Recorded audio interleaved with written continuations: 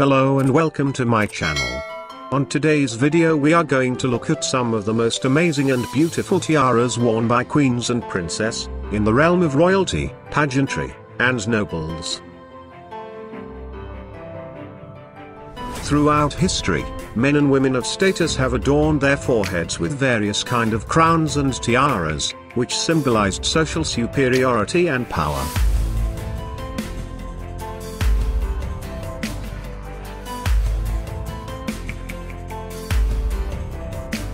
The fashion of wearing precious tiaras has fluctuated with history and gone in tandem with society's appetite for egalitarianism or elitism, but it has not vanished. The downfall of many European monarchies might have diminished its importance, but curiously, the notion of elitism and dream of being a princess, even for one day, has continued to seduce generations, and tiara has remained in fashion, in its classical styles as well as in new art forms.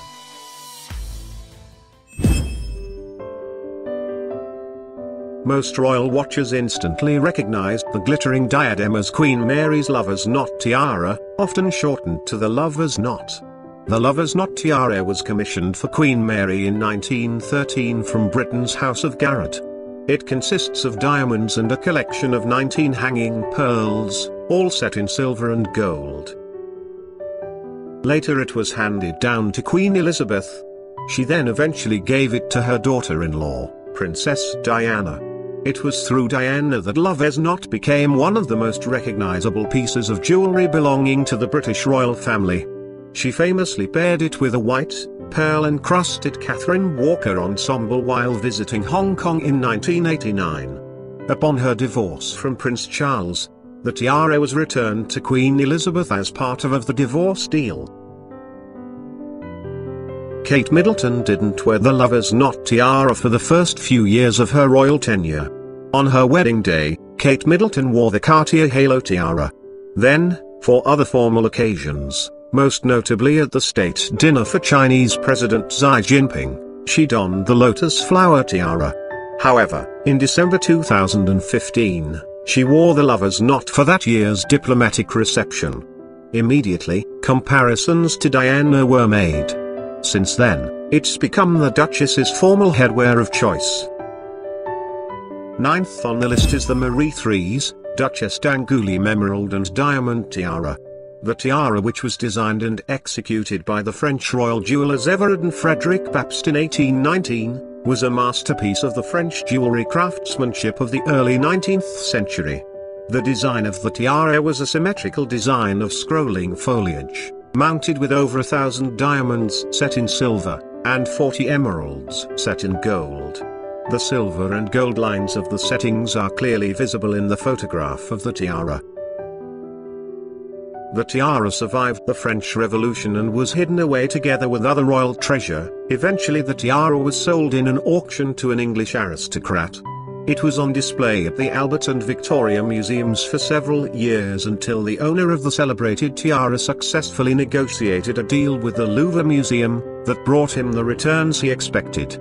Thus the emerald and diamond tiara of the Duchess d'Angoulême, Marie Therese Charlotte, the only child of Louis XVI and Marie Antoinette to survive the French Revolution, finally became the property of the Louvre Museum, where it is displayed today. Eighth on the list is the Ligne Aquamarine tiara. A tiara that comes to us courtesy of the Belgian noble house of Ligne. The Ligne family have held their titles for centuries, but this tiara is a thoroughly modern addition to the extended family's jewel collection. In 2009, Prince Edoardo Ligne de la Tremoille married Italian actress Isabella Orsini. This beautiful diamond and aquamarine tiara was made for the occasion. The sparkler, which was created by Hollemans, features a large central aquamarine bookended by smaller aquamarines. And, because this is a Ligne tiara after all, the piece also incorporates diamond scriptures as a major feature of the design. Isabella also wore aquamarine earrings, to coordinate with the diadem. The universal themes of nature, strength, beauty, femininity and unity. The Mwawad Miss Universe Tiara 2019 begun life like this, as inspiration. The designers was asked of crafting the extraordinary tiara embracing the values of the Miss Universe, and translate them to diamond-studded crown, that represent ambition, diversity, community, and beauty.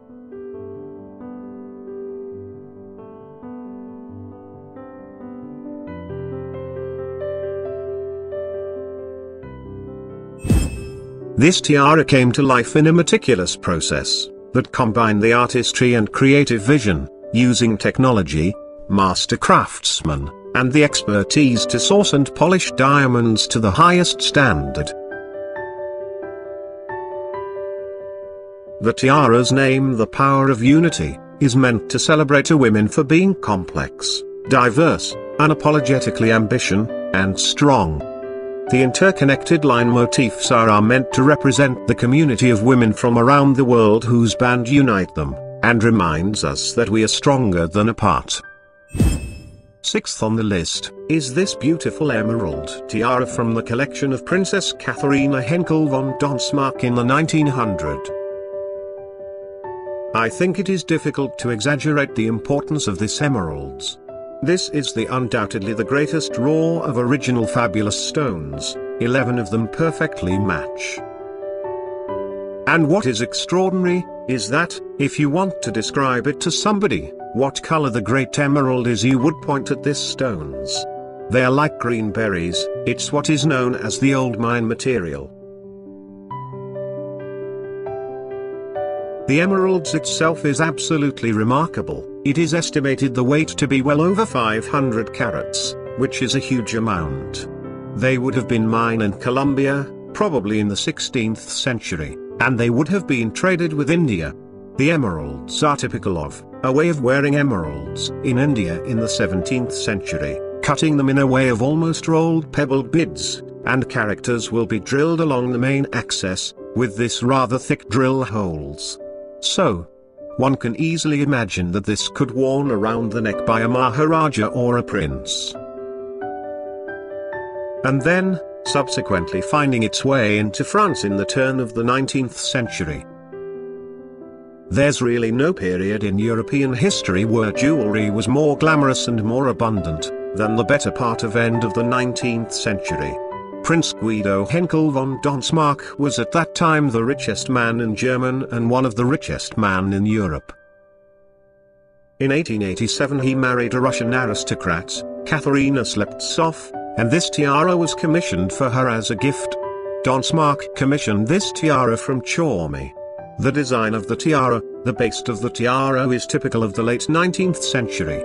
Very delicate garden forms set in diamonds and studded with this large cushion pale yellow diamond, which contrast perfectly with the emeralds.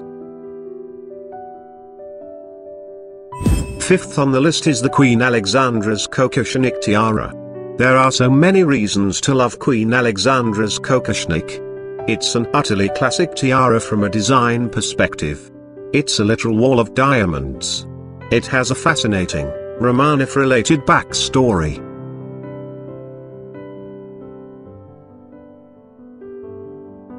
The original design of the tiara was worn by Empress Marie Feodorovna of Russia. Then after it was seen by her sister Queen Alexandra, she already knew what she wanted on her wedding day. In 1888 the London News illustrated the Alexandra's anniversary present, a Kokoshnik design tiara made by the royal jeweler, the House of Garrett. Like Marie Feodorovna's tiara, the piece was made of individual pave-set bars, though Alexandra's fringes were more rounded at the tip. Alexandra's Kokoshnik featured 77 of these fringe pieces, and the entire tiara was packed with more than 400 diamonds. One of the tiara's first appearances at a major royal occasion came a few years later, when Alexandra wore the diadem at the 1893 wedding of her second son, the Duke of York, later King George V, and Princess Mary of Teck. In portraits taken on that day, the flexibility of the tiara is apparent, the fringes are not bunched tightly together, and spaces are visible between the bars.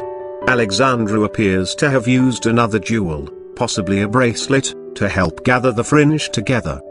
When Queen Alexandra died in 1925, the kokoshnik was inherited by her daughter-in-law, Queen Mary. A fitting choice, since it was famously worn by Alexandra at Mary's wedding. Queen Mary died in 1953, and along with most of the rest of her property, she bequeathed the tiara to her granddaughter, Queen Elizabeth II. The piece quickly became a central part of Elizabeth's jewelry collection. There are tiaras, and then there are masterpieces. Today's tiara definitely falls into the latter category. One of the most stunning tiaras in the collections of the extended British royal family, the Fife Tiara, was given to Princess Louise.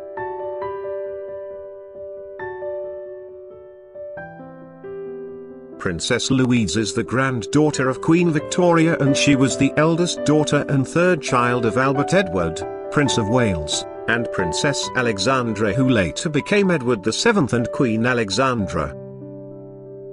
The Fife Tiara is made on an extremely intricate and delicate frameworks, and it contains diamonds ranging in weight from 1 to 10 carats. It was made in 5 pieces, and almost like one now. The tiara is extraordinary in its construction: silver in the front, gold in the back, and all of the 200 carats of diamonds, beautifully cut, while being presented in the thinness framework. But what really extraordinary is the tiny pivots in which the pear-shaped diamonds are presented, and they would have caught the light. When Louise, Duchess of Fife, worn it, it would be an extremely beautiful to behold. Third on the list is the Brazilian Aquamarine tiara. Most of the sparkling tiaras worn by Queen Elizabeth II of the United Kingdom were legacies from queens and princesses past, but a few of them have been hand-picked or commissioned by the Queen herself. Today's tiara, the Brazilian Aquamarine, was ordered by the Queen as a part of an evolving parure of jewels. The Brazilian Aquamarine parure didn't start with a tiara, it began with a necklace and a pair of earrings. These diamond and aquamarine pieces were presented to the Queen in 1953 by the Brazilian president as a coronation gift on behalf of the people of Brazil. By 1957, the Queen had also commissioned Garrett to make a tiara to match the Aquamarine demi parure. The tiara featured an elaborate diamonds and aquamarine band base, with 3 aquamarine and diamond elements placed at intervals. The Queen has worn the tiara fairly consistently since its overhaul, even though it's now one of the tallest and most imposing diadems in her collection. The last time we saw her wear the tiara in public was during the Commonwealth Heads of Government meeting in Australia in October 2011. Queen Victoria and Prince Albert's shared love of art and design resulted in many an exquisite treasure, including jewels like her sapphire coronet and the oriental circlet. "Albert has such taste and arranges everything for me about my jewels," Victoria wrote. This Gothic-inspired emerald and diamond tiara is another example, a piece personally designed by Prince Albert and commissioned in 1845 from the London jeweller Joseph Kitching for £1,150. The tiara, nearly a full circlet in shape, has a base of cushion-shaped diamonds and step-cut emeralds topped by a graduated row of 19 inverted pear-shaped emeralds. The largest emerald weighs in at 15 carats. The tiara completed a parure of emeralds and diamonds previously gifted to the Queen by her husband, including a necklace with 9 clusters of emeralds surrounded by cushion-shaped diamonds, a pair of pendant earrings, and a brooch featuring a 20-carat emerald. Queen Victoria was thrilled with her emerald tiara gift, referring to it as a lovely diadem of diamonds and emeralds designed by my beloved Albert, and writing of her husband's wonderful taste in her journal. The family has allowed the tiara to be shown on exhibition, and, of course, has just now loaned it on a long-term basis to the Victoria Revealed exhibition at Kensington Palace alongside the Fife Tiara and the Fife Fringe Tiara. The rest of the emerald parure is also on show, ready and waiting for your admiration. It already has mine. This is one of my absolute favorite pieces. Magnificent. This unique emerald tiara was made by Harry Winston in 1958 in advance of the marriage of the Shah of Iran and Farah Diba. Much like the Nur Orleans tiara, which was made in the same time frame for the same purpose, it includes a mix of diamond colors and incorporates old stones from the Iranian crown collection. The heart-shaped pointed base is made of a row of platinum set baguette white diamonds which sit underneath a double row of pink, yellow, and white diamonds. The brilliants are thought to be from the 19th century and Indian in origin. The largest two are 15 carats apiece. The top is set with 7 large oval and round Kokoshnik emeralds which are probably from South America and were likely cut before 1738, when Nadir Shah invaded India. The emeralds range in size from 10 carats each, for the two smallest, to 65 carats, for the large central stone, and are framed in diamonds thought to be from South Africa. The tiara may have been a signature piece for the Empress, but it belonged to the crown jewel collection and as such did not come with her when the imperial family fled the country in 1979. While they are no longer worn, the jewels are safe and sound and available for public viewing at the Treasury of National Jewels in the Central Bank of the Islamic Republic of Iran in Tehran. I hope you had a wonderful time viewing some of the most beautiful tiaras made for the royalties, nobles, and pageantry. It was a pleasure. Have a wonderful day.